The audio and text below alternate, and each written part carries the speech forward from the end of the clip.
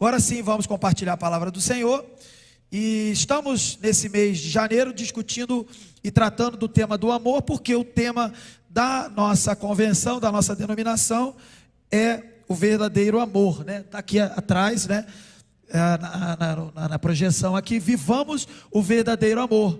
E o versículo que é a divisa está em João 13:35. Nisto todos conhecerão que sois meus discípulos, se vos amardes uns aos outros. E já ouvimos bastante coisa dentro do mês de janeiro sobre o amor. E eu vou tentar não ser repetitivo, mas tenho certeza que a palavra do Senhor ela é infinita, inesgotável, e poderemos aqui aprender bastante coisa dela acerca do amor. Então, a guisa de introdução, eu faço a seguinte pergunta do sermão que hoje eu trago para os irmãos com o tema o verdadeiro amor. A seguinte pergunta: o que é o amor? É uma pergunta que devemos fazer. Será que nós somos capazes de prontamente responder essa pergunta? O que é o amor? Eu queria que o irmão da projeção passasse, porque eu acho que eu coloquei essa pergunta na projeção. Tá aí. E aí eu coloquei algumas perguntas aí. É um relacionamento romântico com alguém? Isso é o amor? É como o poeta disse, é ferida que dói e não se sente? É o contentamento descontente? É um sentimento por alguém ou algo? É agregar e não desagregar? É tolerância? É aceitar as diferenças? É incluir e não excluir? Por que eu coloquei essas perguntas como exemplo aqui para os irmãos? Porque, dentre outras, essas perguntas que eu coloquei, essas afirmações, são afirmações que a gente ouve na sociedade, dizendo que é amor. E eu trago essa pergunta: o amor é isso, irmãos? É isso que nós temos aprendido na palavra de Deus? O que os irmãos acham? Pode ter características aí que podem fazer parte do conceito que a Bíblia apresenta do amor. Mas o amor não é apenas essas coisas. O amor é muito mais do que isso. E na sociedade que vivemos, e ao longo também de várias épocas, muita gente tem falado sobre o amor, muita coisa. A gente já ouviu de tudo sobre o amor. E hoje em dia a gente ouve cada coisa sobre o amor, que a gente fica até assustado. A palavra do amor, a palavra amor, melhor dizendo, ela já sofreu inclusive inúmeras variações de significado, de tanto que as pessoas colocam, acrescentam ou removem significado a ela, atribuem e retiram esse significado da palavra amor. Dependendo do contexto histórico da sociedade, dependendo de como estão vivendo, determinada coisa é amor, dependendo da época já não é. E a gente fica na dúvida: o que é o amor? Seria, se você se basear pela sociedade, pelo que a história do ser humano, o amor é uma coisa, o amor é determinada coisa, de repente não é mais. Mas na verdade, nós que servimos a Deus, nós não ficamos perdidos nessa confusão do que é o amor. Porque a palavra de Deus nos revela, ela é a fonte de toda a verdade, e nos revela a origem do amor e o que é, vamos dizer assim, o amor. Eu queria então destacar para os irmãos alguns versículos, no caso 1 João, capítulo 4, versículos 9 e 10, para que possamos entender inicialmente a revelação desse amor. A revelação desse amor, ela está descrita nesse texto como está em outros, mas eu separei esse para que a gente possa começar a aprender um pouco mais e nos aprofundar, a gente possa se aprofundar sobre o amor. A palavra de Deus em 1 João, capítulo 4, verso 9 e 10 diz assim: nisto se manifestou o amor de Deus para conosco, que Deus enviou o seu Filho unigênito ao mundo, para que por ele vivamos. Nisto está o amor. Repita comigo assim: nisto está o amor. Vamos lá? Nisto está o amor. Mais uma vez: nisto está o amor. E eu continuo: não em que nós tenhamos amado a Deus, mas em que ele nos amou a nós e enviou seu Filho para a propiciação dos nossos pecados. Então, quando você, mais uma vez, ou um pregador como eu, ou você mesmo quiser se fazer a pergunta: o que é o amor? Aqui você tem a resposta: nisto está o amor. Nós não amamos primeiro porque nós não teríamos condições de amar.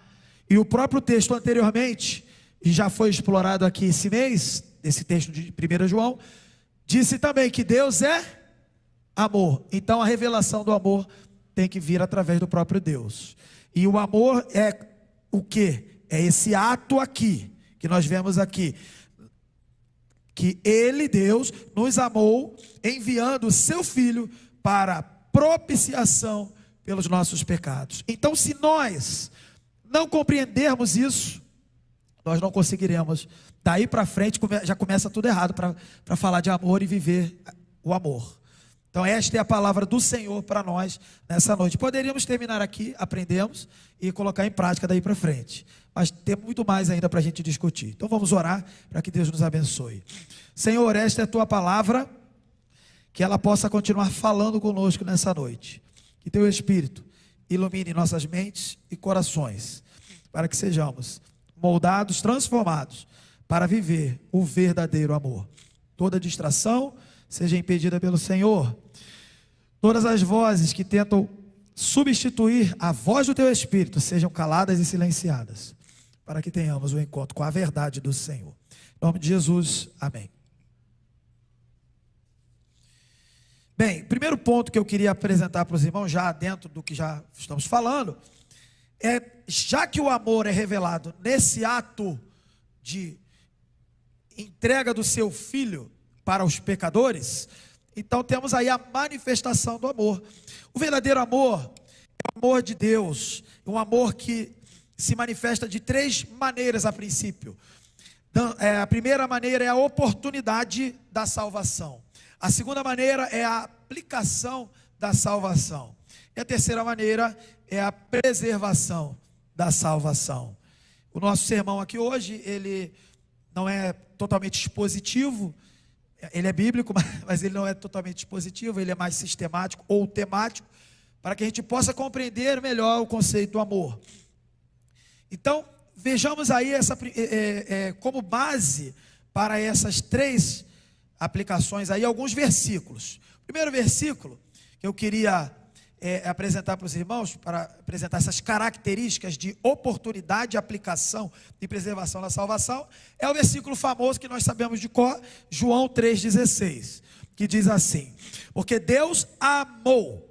Começou certo, ó, porque Deus amou. Então, se eu quero saber sobre o amor, eu tenho que ver Deus amando, tá certo? Porque Deus amou o mundo de tal maneira que deu o seu Filho unigênito, para que todo aquele que nele crê não pereça, mas tenha a vida eterna. Portanto, o amor de Deus está e é manifesto na oportunidade de salvação do pecador.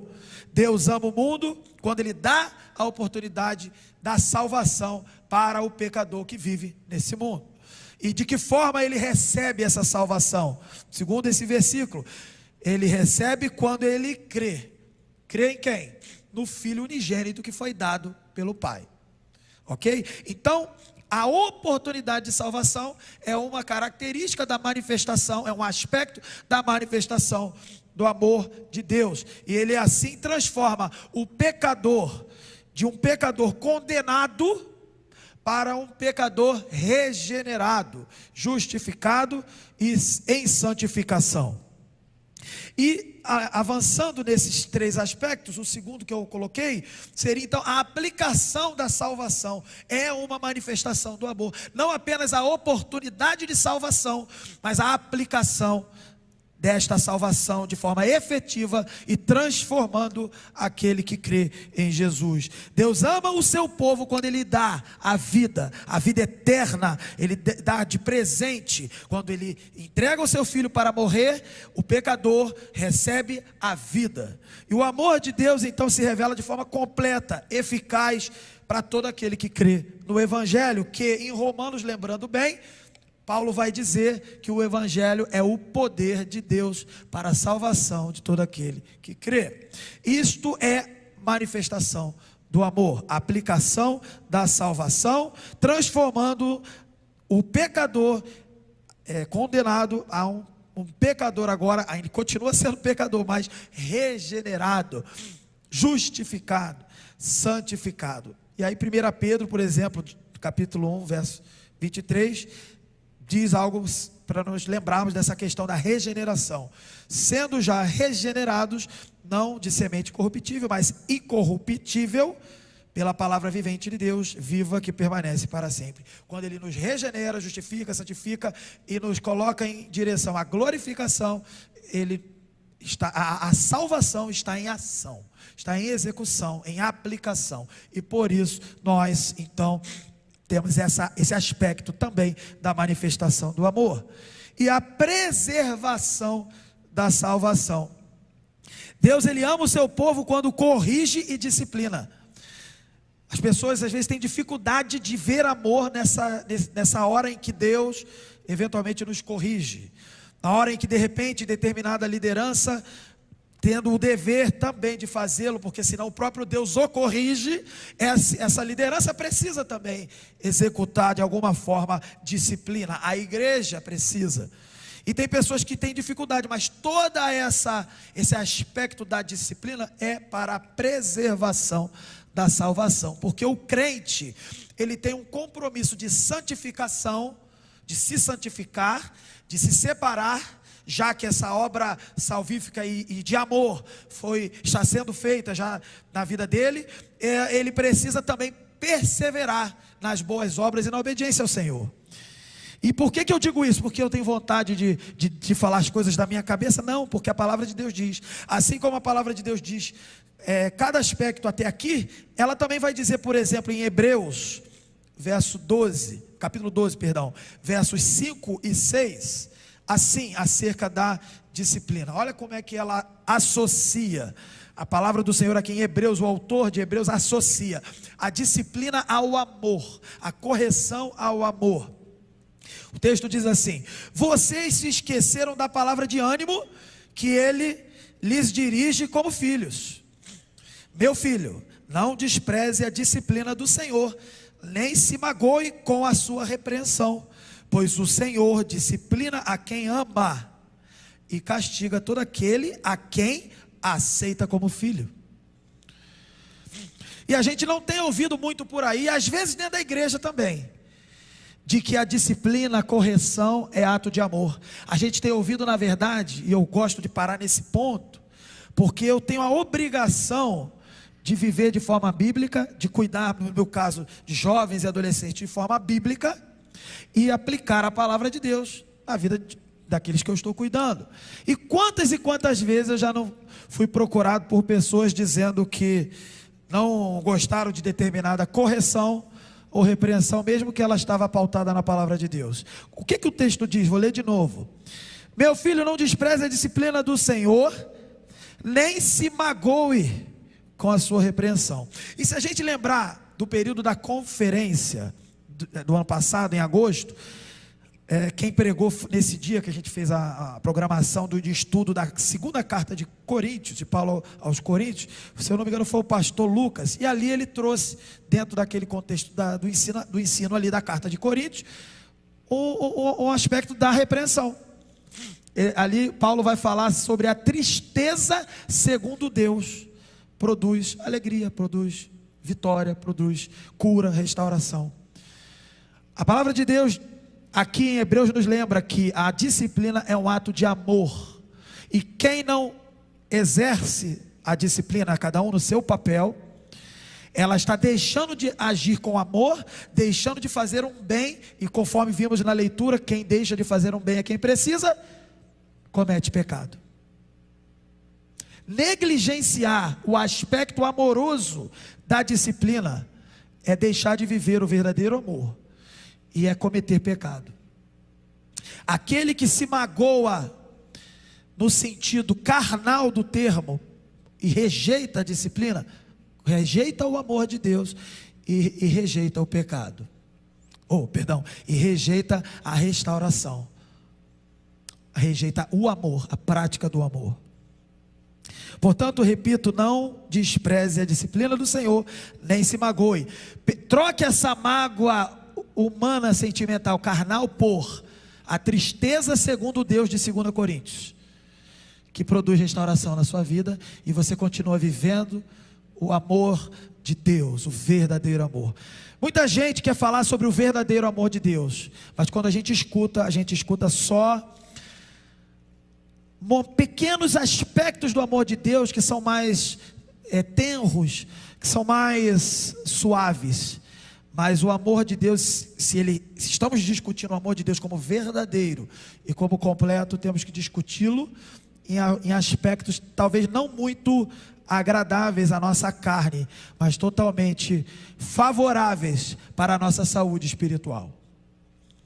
Então, fechando esse primeiro ponto que estamos discutindo, esses 3 aspectos da manifestação do amor. Então, a oportunidade de salvação é um aspecto da manifestação de amor, a oportunidade para todo aquele que crê, a aplicação da salvação na vida daquele que se arrepende de fato e crê no Senhor Jesus, e também a preservação desta salvação, quando o tempo inteiro a própria palavra disciplina, corrige e nos instrui como lideranças, como irmãos, a mutuamente, não apenas lideranças, mas como crentes, mutuamente nos autodisciplinarmos, nos autocorrigimos segundo o padrão, não nosso, da nossa opinião, da nossa mente, mas da palavra de Deus.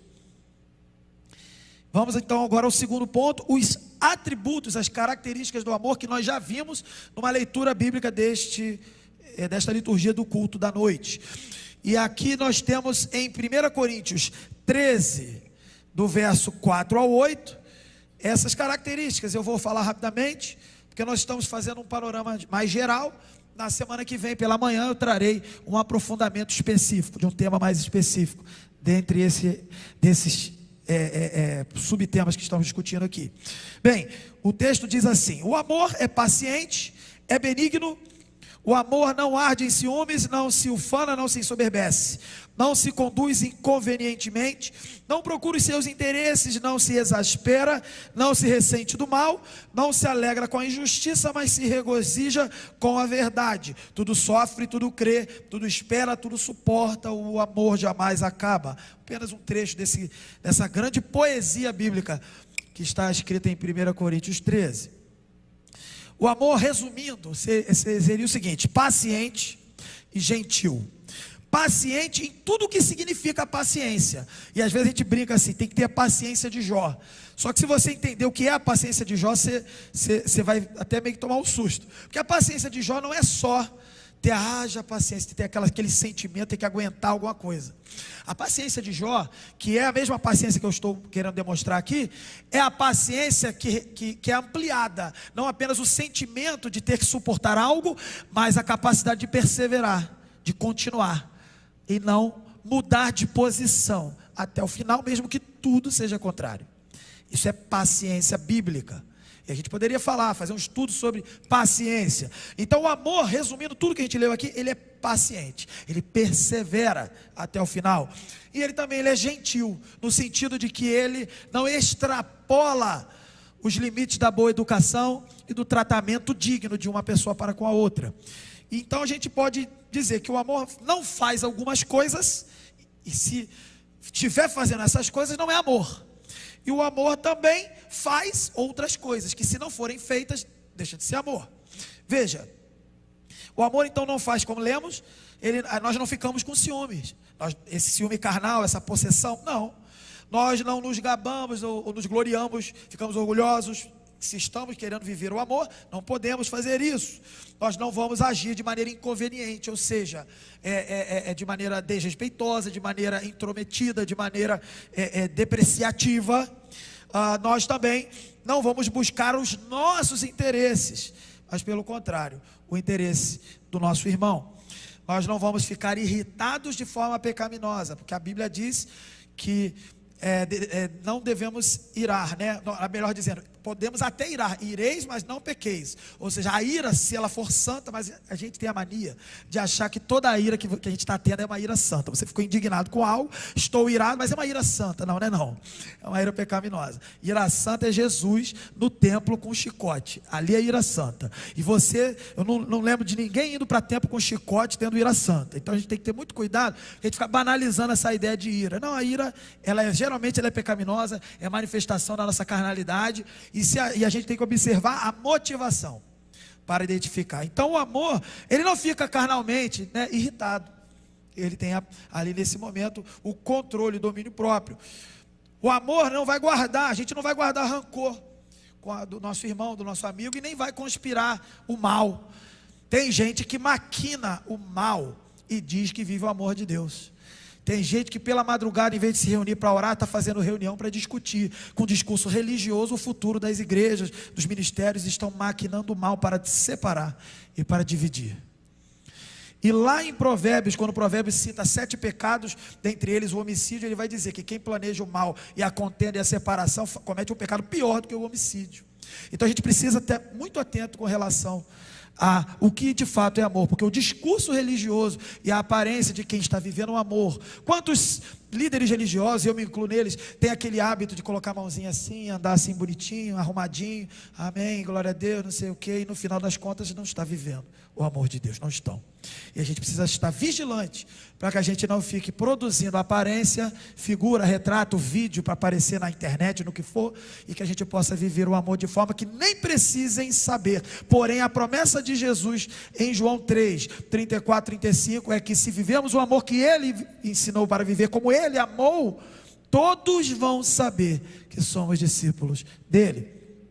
E o que o amor então faz? O amor faz coisas maravilhosas, como se alegrar com a verdade. O amor se alegra com a verdade. Se você tem se alegrado com a verdade ao ponto de que determinada verdade, às vezes incômoda, ainda assim você prefere esta verdade do que uma mentira suave, você está vivendo o amor de Deus. O amor crê, ele sempre crê. Ele tem, nesse ponto também, tem um aspecto aí da positividade, né? Ele vê com bons olhos as pessoas e crê, tem boa fé, e também crê nas promessas do Senhor. O amor também tem esperança, e nós já estudamos aqui com a juventude sobre esperança, quando fizemos a trilogia do amor, da esperança e da fé. Na esperança, a esperança do cristão, ela não é como a esperança lá de fora, em que vão dizer que é a última que morre, mas acaba morrendo, né? A esperança do crente, aí todo mundo fala assim, não morre, mais ou menos, a esperança do crente, morreu e ressuscitou ao terceiro dia. A esperança do crente é Jesus Cristo. Esse é o amor. Se não está firmado nisso, vai dar ruim. E por último não, faltando ainda, o amor suporta todas as coisas. Então a gente falou aqui de sofrimento, a gente compartilhou aqui lutas dos nossos irmãos. O amor suporta de resistir, um pouco a ver com perseverança e paciência, e suporta de dar suporte também todas as coisas. E o amor é eterno, é para sempre. Eu não coloquei nesse trecho, mas no final do capítulo 13, Paulo vai dizer que permanecem 3 coisas: fé, esperança e o amor, e o maior deles é o amor. E sabe por quê? Se você estudar o capítulo, porque o amor entre fé, esperança e os demais dons que são citados, o amor é eterno e os demais são para a vida terrena, inclusive fé e esperança, que são maiores que os outros. Amor é para a eternidade. Então tem gente que fala assim, meu casamento acabou, pastor, e agora? Vamos ver, vamos orar, vamos conversar, vamos estudar a palavra, vamos botar todo mundo para conversar. Mas como assim acabou? Por que acabou? Porque acabou o amor. Não é verdade. Se era o verdadeiro amor, tem amor aí. Só é uma crise que precisa ser ajustada. Ou então nunca foi amor, porque o amor é eterno. Terceiro ponto, vimos então a manifestação do amor, os atributos do amor, e agora, quem então, diante disso, diante que vimos até aqui, é capacitado para amar? Eu pergunto, eu acho que já deu para ter uma noção de quem está de fato habilitado para amar. É o irmão que não conhece a Deus? João vai dizer na sua carta que quem não ama, não conhece a Deus. Então o amiguinho lá que não conhece a Deus, ele está habilitado para amar? Não, mas ele ama. Não existem pessoas lá fora que têm seus relacionamentos familiares e demonstram amor uns com os outros? Sim, amam, porque todos nós, como seres humanos, fomos criados à imagem e semelhança de Deus. E quando no capítulo 3 de Gênesis ali acontece a queda do ser humano, há então, obviamente, a transformação de toda a realidade do universo, inclusive do ser humano, ao ponto de que o ser humano perde sim ali o acesso à glória de Deus e perde capacidades por causa do pecado e torna-se sim escravo do pecado, culpado do pecado, né? E também alvo da condenação eterna. É verdade, é isso mesmo. Mas ainda assim a pessoa consegue amar um pouquinho. Por quê? Porque a imagem de Deus, e quem já estudou na IBD sabe, na classe Quem é o Homem, a imagem de Deus não é removida totalmente do homem. Ela é deformada, deturpada, mas não totalmente removida. E é por isso que Paulo em Romanos vai dizer que todos os homens são indesculpáveis. Mesmo quando de repente alguém não chegou lá para pregar direito para ele, porque ele, por ter a imagem e semelhança de Deus, ele nasceu dotado de alguma mesmo distorcida capacidade de percepção e noção da moral, da verdade de Deus, e ele deveria buscar a Deus e não ficar adivinhando por aí. É isso que está lá em Romanos 1. Então veja, quem é habilitado para amar? É o crente. Vamos chegar logo na resposta. É o crente, é o cristão verdadeiro. Mas o não crente, ele consegue expressar algumas manifestações, alguns aspectos do amor, porque são todos seres humanos, mas totalmente insuficientes e por isso incapazes de atingir o alvo do amor, que é a glória de Deus. Então sim, pessoas amam por aí, mas amam pela metade, ou até menos do que isso, e nós precisamos levar essas pessoas à revelação plena do amor, para que elas também sejam habilitadas a amar de forma perfeita, como Jesus Cristo amou. 1 João, capítulo 4, verso 7 e 8, que foi também trazido pelo pastor Felipe pela manhã, está também no boletim um pouco desse texto, vai deixar bem claro isso: amados, amemo-nos uns aos outros, porque o amor é de Deus, e qualquer que ama é nascido de Deus e conhece a Deus. Vou ler de novo esse pedaço. E qualquer que ama é nascido de Deus e conhece a Deus. Se ama, é de Deus. Se não ama, e ele mesmo diz, aquele que não ama, não conhece a Deus. Por quê? Porque Deus é amor. Está bem claro, não tem que interpretar nada, não tem que explicar nada, está claro. Então quem pode de fato plenamente amar? O cristão, aquele que conhece a Deus, o servo de Deus. Por isso nós temos uma responsabilidade. Nós não temos que só bater no peito, como no passado os israelitas ali batiam no peito, que era povo de Deus. Não vou bater no peito que eu sou do povo de Deus. Posso me alegrar, sim, mas me alegrar e ter a misericórdia de quem não conhece a Deus, porque quem não conhece a Deus não experimentou o verdadeiro amor, está vagando por aí sendo enganado com uma parte do amor, com uma falsificação do amor, com uma imitação barata do amor, e ela precisa ter contato real com o verdadeiro amor de Deus. Talvez você tenha entrado nesse lugar, talvez você seja membro da igreja até, talvez você não seja membro, seja visitante, eu não sei a sua história, mas talvez você tenha tido apenas uma revelação parcial do amor, quando você deveria experimentar e deve experimentar a plenitude do amor de Deus, para que ele transborde na sua vida e na vida de quem estiver ao seu redor. O quarto ponto, que agora já vimos então quem é habilitado para amar, quem é capacitado para amar, eu tenho uma outra pergunta para a gente aqui, que a própria palavra responde: de que maneira nós devemos amar? Tem gente que está discutindo aí, temos que amar levando sopão para quem está com fome, temos que amar levando agasalho, etc. Temos que amar tratando bem, com educação, fazendo várias programações, fazendo visita, temos que amar, tudo isso é bom, mas qual é a maneira que a palavra de Deus nos mostra que devemos amar e até fazer essas coisas? Está aqui em João 14, 21 até 24, diz assim: aquele que tem os meus mandamentos e os guarda, esse é o que me ama. Então já começa por aí. De que maneira, já no primeiro versículo aqui, de que maneira eu tenho que amar? Guardando os mandamentos do Senhor, guardando a palavra de Deus, esse é o que me ama. E aquele que me ama, olha a consequência do amor verdadeiro, de quem vive o amor verdadeiro de Deus: aquele que me ama será amado de meu Pai, e eu o amarei e me manifestarei a ele. E aqui é uma promessa da manifestação do poder de Deus ao longo da nossa vida e também no futuro, na glória. Disse-lhe Judas, não os Iscariotes: Senhor, de onde vem que hás de manifestar a nós e não ao mundo? Jesus respondeu e disse-lhe: se alguém me ama, guardará minha palavra, e o meu Pai o amará, e viveremos para ele e faremos nele morada. Aquilo que até eu mesmo trouxe aqui a nossa memória no começo do culto, em que nós somos a habitação do Senhor. Quem ama, e da forma que devemos amar aqui no caso, que é guardando e vivendo os mandamentos do Senhor, vai desfrutar das manifestações espirituais do Senhor, inclusive da presença dele no nosso interior. É isso que está dizendo aqui. E o último versículo: quem não me ama, não guarda as minhas palavras. Ora, a palavra que ouvistes não é minha, mas do Pai que me enviou.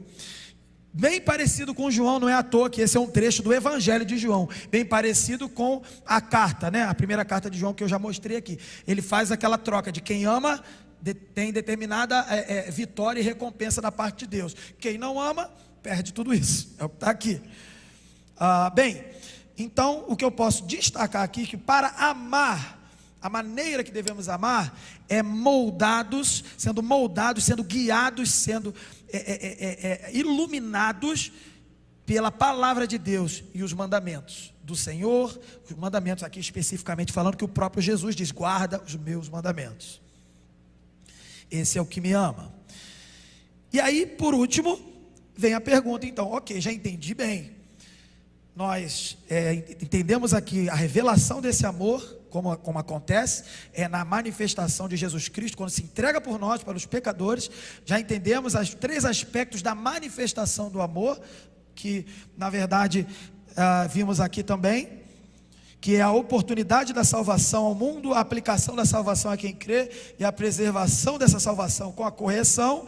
Nós vimos aqui as características, os atributos do amor, em que Paulo vai falar em 1 Coríntios 13, vimos aqui também quem de fato é habilitado para amar, que é aquele que é um servo de Deus verdadeiro, em 1 João, e vimos de que maneira, guardando os mandamentos. Agora vem a pergunta final: quem devemos amar?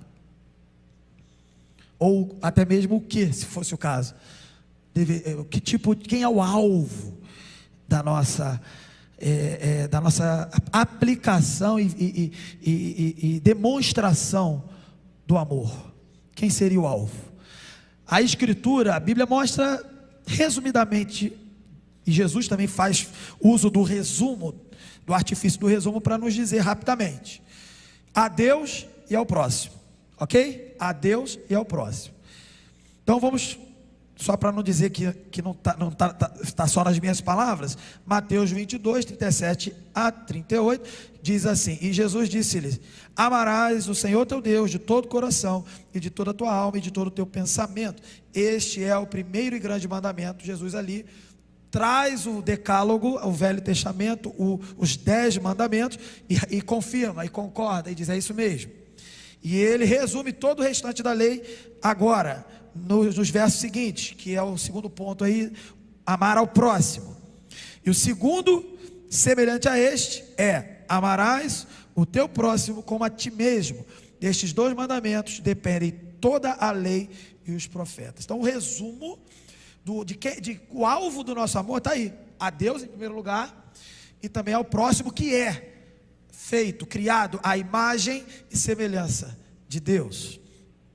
Então um amor a Deus que envolva tudo tem que envolver a própria pessoa, certo? Agora aí os fariseus, inclusive, eles perguntaram para Jesus em determinado momento, perguntaram assim: quem seria o meu próximo? Porque a gente tem essa dificuldade, quando fala de amar o próximo, aí vai dando dificuldade, porque eu quero amar, e aqui o pastor Felipe falou pela manhã, eu quero amar quem me retribui, quem vai me retribuir. Então é fácil, né? Ele falou aqui, eu também repito, é fácil dizer para a irmã Regina: eu te amo, porque eu sei que a irmã Regina vai retribuir esse amor. É fácil dizer para minha esposa, que teve que atender meus filhos, dizer: eu te amo, porque ela vai retribuir isso. É fácil nós dizermos uns aos outros como irmãos: eu te amo, porque você também vai dizer, e vai mostrar e demonstrar esse amor. Difícil é o que Jesus vai dizer, porque amar o próximo não é amar só aquele que nos retribui. Então, aí os fariseus têm essa brilhante ideia, e a gente às vezes talvez não tenha a coragem de externar isso, mas a gente o tempo inteiro está fazendo essa pergunta para Deus: quem é o próximo? Porque esse aqui não é tão próximo assim, esse aqui não. Quem é o próximo? Esse aqui, Deus, esse aqui está bem longe, esse aqui não é próximo, não vou amar esse próximo aqui, não, fica para lá, está longe.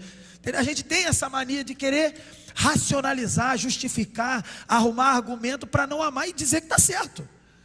Só que a Bíblia tem resposta para tudo, não deixa escapatória para a gente. Por isso que a gente tem que parar de tentar argumentar e parar de tentar explicar e deixar o Espírito Santo aplicar a verdade dele na nossa vida. Olha o que ele vai dizer. Quem seria o próximo? Vamos lá então, letra C aí, pode passar por favor. Letra C, Mateus 22, agora 39 até 40. Não, esse eu já li, desculpa, esse é o próximo. Quem seria o próximo? Os inimigos. Pode passar o próximo. Os inimigos. No Sermão do Monte, Jesus fala coisas maravilhosas, e dentre elas ele fala para amar os inimigos. Gente, como que alguém ama o inimigo? Vamos ler aqui, Mateus 5,44. Eu, porém, vos digo: amai a vossos inimigos, bendizei os que vos maldizem, fazei bem aos que vos odeiam, e orai pelos que vos maltratam e vos perseguem, para que sejais filhos do vosso Pai que está nos céus. Aqui, se a gente avançasse para o 45, por exemplo, Jesus vai dizer aqui que é muito fácil, ele fala que é muito fácil amar quem te trata bem. Resumindo aqui, falando uma linguagem mais simples aqui para a gente, muito fácil, ele fala isso nessa passagem, é muito fácil. Difícil é amar o inimigo, que não quer o teu bem.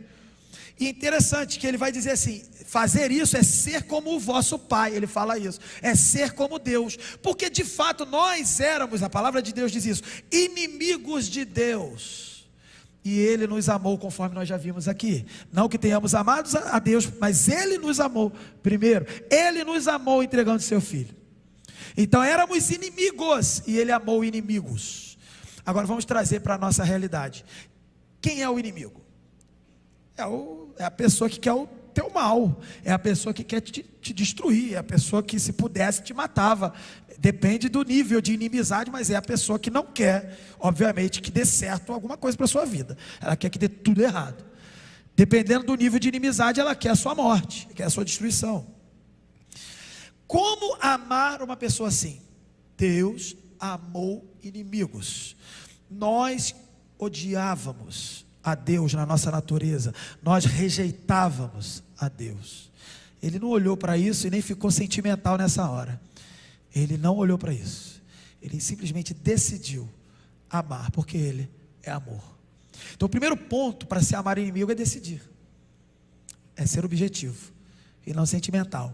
Porém, é preciso ter certos meios de segurança. Eu não vou dar o endereço da minha casa para uma pessoa que quer me matar. Você faria isso? Eu não faria. Então, como que eu vou amar uma pessoa que quer o meu mal? Porque não há promessa nessa passagem de que quando você amar o inimigo, ele vai se tornar seu amigo. Não tem promessa. A Bíblia fala várias coisas: faça isso, e tem uma promessa. Aqui não, sejam divinos, sejam como o Pai. Só fala isso, não tem promessa de que você vai amar teu amigo, vai ganhar ele, vai virar teu amigo. Não tem isso. E tem gente que está vivendo uma mentira nesse aspecto, que está querendo amar o inimigo, até na esperança de que ele vai virar o seu irmão em Cristo, que seja, ou um grande amigo. Não há uma promessa.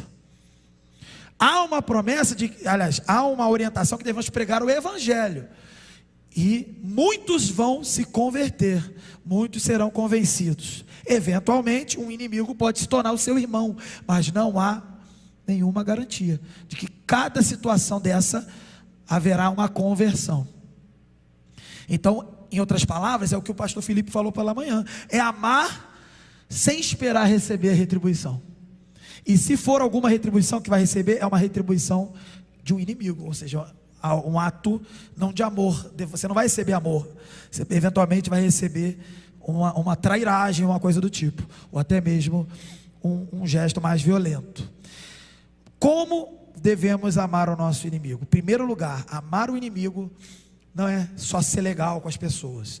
Amar o inimigo é dar a oportunidade da salvação, pregando o Evangelho. Segundo, é suprir as necessidades imediatas, se só tiver você para fazer isso. Isso é amar o inimigo. E pode ser difícil amar aquela pessoa que te afrontou, ou eventualmente até te violentou. E se isso chegar até você e precisar ser feito isso, se essa pessoa chegar até você precisando de ajuda e está diante de você, quantas vezes eu já não me preparei para receber na porta da minha casa alguém que desejasse o meu mal? O que eu faria? O que você faria?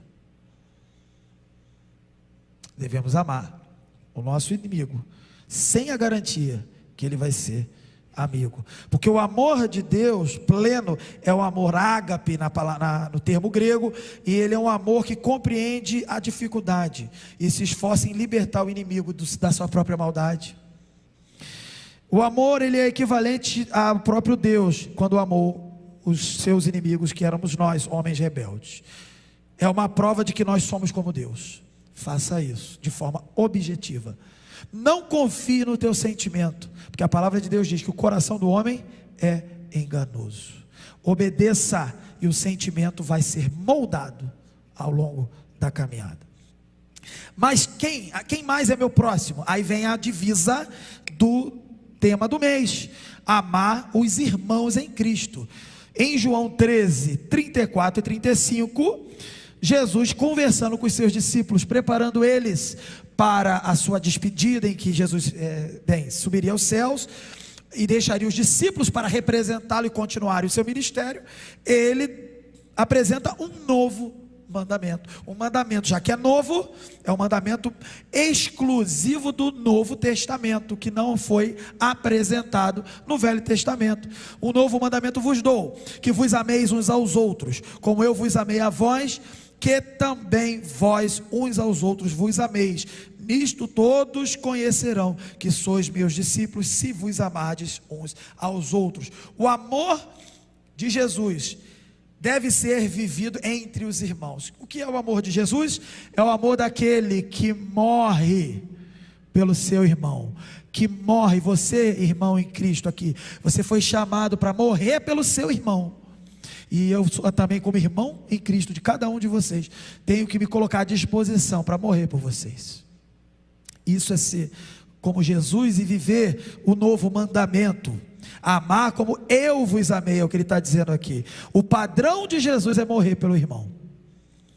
Esse é o padrão. Então não tem negócio de disputa dentro da igreja, cargo daqui, cargo dali, essas coisas que eventualmente acontecem. Não tem.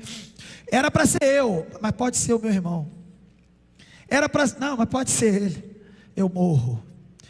E eu lembro de uma situação que eu passei há muito tempo dentro da igreja, não aqui, em outro lugar, e era uma disputa.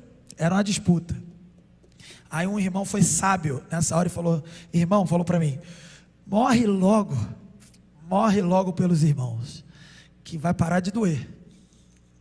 Enquanto ficar lutando, vai ficar brigando, vai ficar doendo, morre, só morre. Aí eu entendi, aí eu morri. Aí passou. Vamos morrer pelos nossos irmãos. Melhor coisa que a gente faz. Não fica explicando, não fica dando argumento. Para com isso, só morre como Jesus morreu.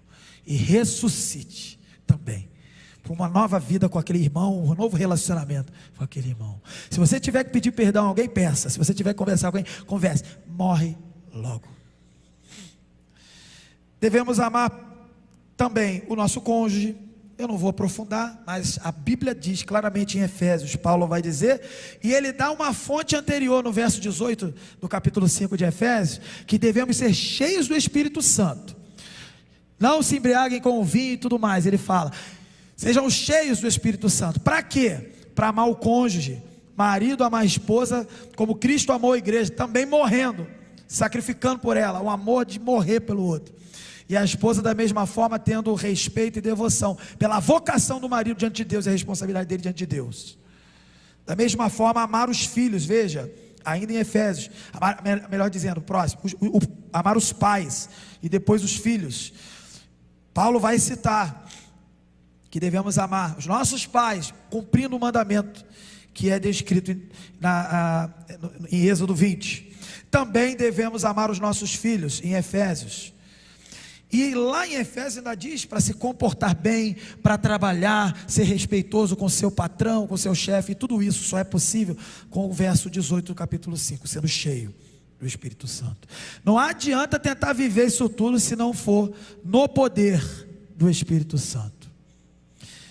E aí, 3 aprendizados para a nossa vida. Primeiro, para a gente terminar, o que a gente aprende com todas essas pinceladas da palavra de Deus acerca do amor? Em primeiro lugar, que o nosso alvo deve ser o amor. Qual o adorno desta vida? Foi a canção que cantamos aqui. Qual o enfeite, o que embeleza a vida que já é sofrida? E quantos exemplos de sofrimento podemos aqui observar, compartilhando motivos de oração? É o amor. É o amor. Então, o nosso alvo deve ser o amor.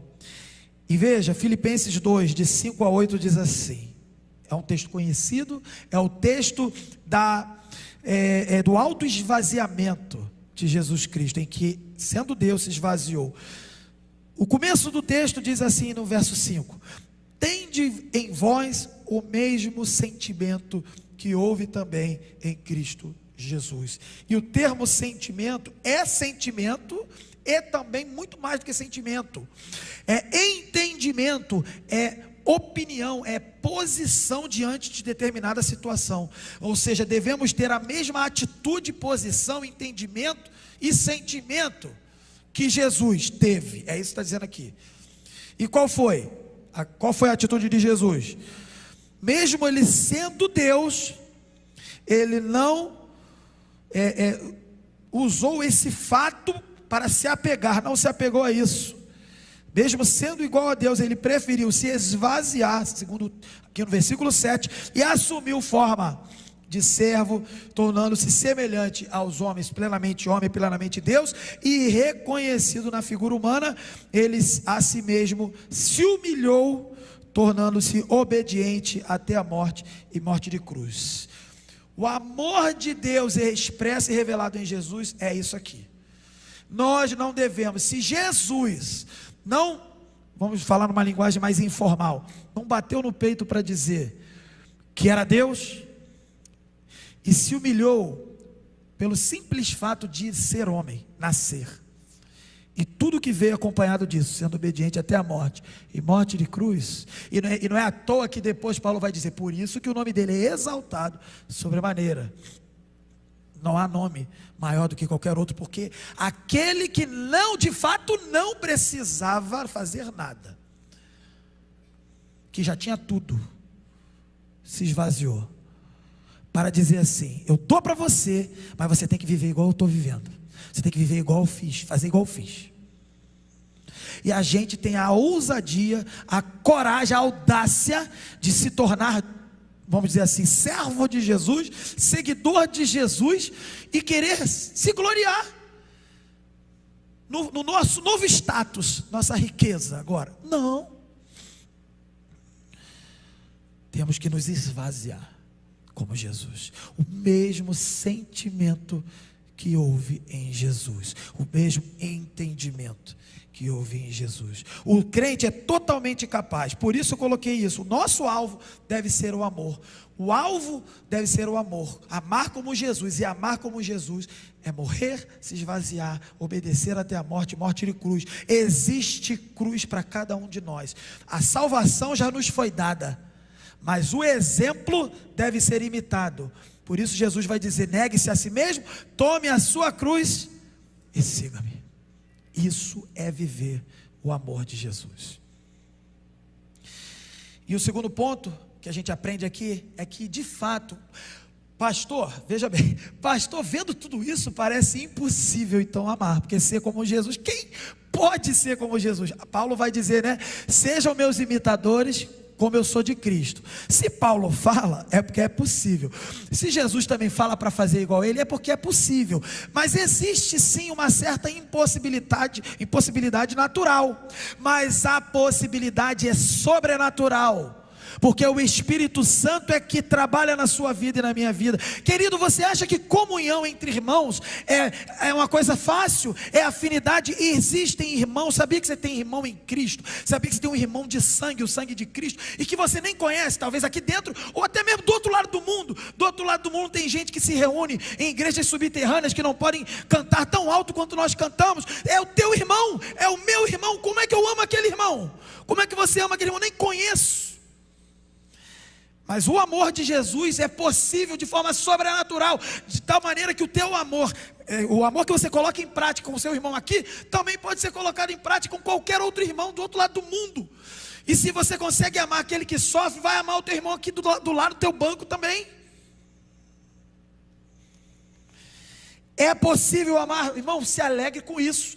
Não é impossível. O verdadeiro amor de Deus é totalmente possível, porque nunca dependeu de você e de mim, somente dele. E por isso é possível. Ai de nós se dependesse da gente. Depende dele. 1 João 4,10, repito, já li, mas repito: nisto está o amor, não em que nós tenhamos amado a Deus, mas em que Ele nos amou a nós e enviou seu Filho para a propiciação dos nossos pecados. O amor já foi demonstrado, já foi derramado. Agora viva esse amor. Não fique fazendo preferências, procurando coisas. Não, só viva.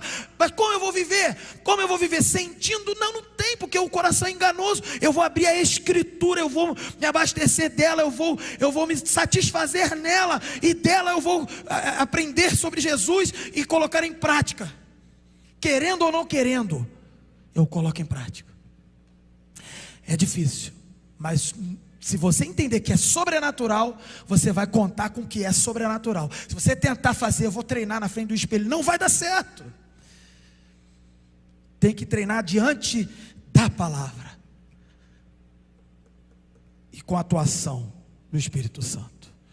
E por último, aprendemos que, se aprendemos que o nosso alvo é o amor, é possível amar, então de fato devemos amar. Aí sim, mandamento, coloca em prática. De fato, devemos amar. Como o amor ele não é necessariamente um sentimento, e sim, agora a gente entende claramente, um mandamento totalmente possível em Deus, o cristão ele deve viver esse amor, e a gente tem essa responsabilidade. Para o crente, o amor ele é uma escolha sim, mas é uma escolha espiritual, uma escolha que se reflete na prática, mas é uma escolha espiritual. Entenda, a Bíblia te dá sempre um caminho, que é o caminho estreito, a porta estreita é o caminho do Senhor, e existe o outro caminho, que é o afastamento do Senhor, a porta larga e o caminho largo. Você tem a escolha pois a vida. Você tem a vida e a morte, escolha pois a vida. O amor, escolher o amor é escolher a vida. E se você achar que o amor é uma coisa que vai acontecer naturalmente na sua e a minha natureza, não quer amar. O Espírito Santo que habita em você te faz amar. Não dê desculpas pela falta de amor, porque não há desculpas para dar, segundo a Escritura. Apenas decida amar hoje e cumpra essa vocação sua e minha da igreja, como servo de Deus. Coloque em prática, inclusive, o que Paulo fala em Romanos, capítulo 13, verso 8. Paulo fala assim, esse texto muito conhecido: não devam nada a ninguém. Aí tu, eu não devo nada a ninguém, estou com as contas pagas, tudo certo, a não ser o amor de uns pelos outros, pois aquele que ama seu próximo tem cumprido a lei. Nós temos que viver de forma que sempre somos devedores do amor para o nosso irmão, para o nosso próximo, sempre. Se estiver fazendo tudo certo, Jesus ensina a fazer o seguinte: fala que você é um servo inútil, não fica, como dizem por aí, tirando onda, servo inútil. E aqui Paulo nos lembra: sinta-se sempre devedor do amor do seu irmão, e a cada dia você vai melhorar, cada dia você vai dar mais para o seu irmão. E concluindo, para terminar o nosso sermão, que Deus dê a cada um de nós aqui como igreja condições espirituais, porque não é pelo nosso poder, para viver o amor em todas as áreas da vida que demonstramos aqui e muitas outras que a Escritura nos apresenta. Seja na igreja, que Ele te dê condições para viver esse amor na igreja ou fora da igreja, e que você possa viver as devidas características desse amor. Que a gente possa ser submisso uns aos outros, porque primeiro somos submissos ao Senhor. Ou que a gente possa ser obediente à palavra de Deus.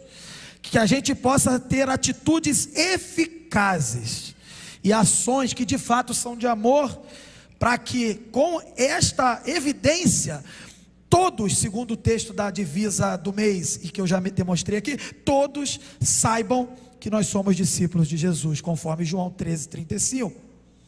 Que a gente possa de fato demonstrar evidências, porque a igreja de Jesus, que é o corpo de Cristo, é a parte visível de Jesus. Como que o mundo vai ver Jesus? Vendo você. Não precisamos fingir. O amor não deve fingir, não é fingido. Paulo fala sobre sermos sinceros e não fingidos. Paulo fala, dentro da igreja. Porque de fato nós somos capacitados para amar. Se você tem fingido porque não consegue amar e vai só demonstrando, está tudo errado. Está tudo errado. Quero te contar uma coisa, você é capaz de amar porque o Espírito Santo habita em você. Para de fingir, ama de verdade.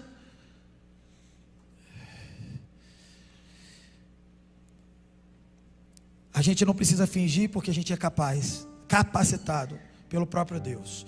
A gente foi encontrado por um amor que é maior do que nós. Lembro até hoje da conferência que a gente fez, que o tema era amor maior do que eu. É um amor maior do que tudo e maior do que todos nós. Por isso Paulo em Romanos vai dizer que ninguém pode nos separar do amor de Deus. Você foi alcançado por este amor e vai dizer que não consegue amar.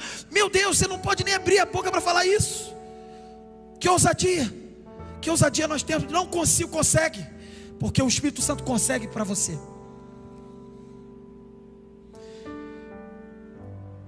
Por isso a gente pode confiar que vai cumprir esse mandamento de Jesus, e aquilo que for incompleto da nossa vida é o Espírito Santo que completa, dia após dia, vivendo de glória em glória, até o dia da volta de Jesus. Não se preocupe, o amor de Deus é maior que a sua própria opinião, a minha própria intenção. Não precisa de intenção nem opinião, precisa de obediência. Que a gente possa tomar a cada dia a decisão de amar os nossos irmãos, o próximo de maneira geral, até os inimigos, amar o próprio Deus, amar de forma verdadeira, como Cristo amou, porque a igreja, vivendo o amor, vai demonstrar de forma clara Jesus Cristo para as nações. Falamos tanto de missões, enviamos missionários. Precisamos assumir a nossa responsabilidade enquanto membros desta igreja, enquanto cidadãos de um bairro como o bairro de Campo Grande. O nosso amor é um amor missionário, o nosso amor é um amor evangelístico. Precisamos entender esta responsabilidade. O amor que devemos demonstrar, que vem de Deus, deve ser assim, como evidência. A gente não precisa temer se vai conseguir ou não, porque a Bíblia já nos garante, a gente consegue. O amor é a identidade do povo de Deus. Quer saber quem é o povo de Deus? Onde está tendo amor? É o povo de Deus. E a gente pode então estar firme na palavra do Senhor, que Paulo escreve em 1 Coríntios 13:13, e eu termino com este versículo. Agora pois, permanecem a fé, a esperança e o amor. Destes três, porém o maior destes é o amor. E para tanto, o Senhor nos abençoe. Vamos orar?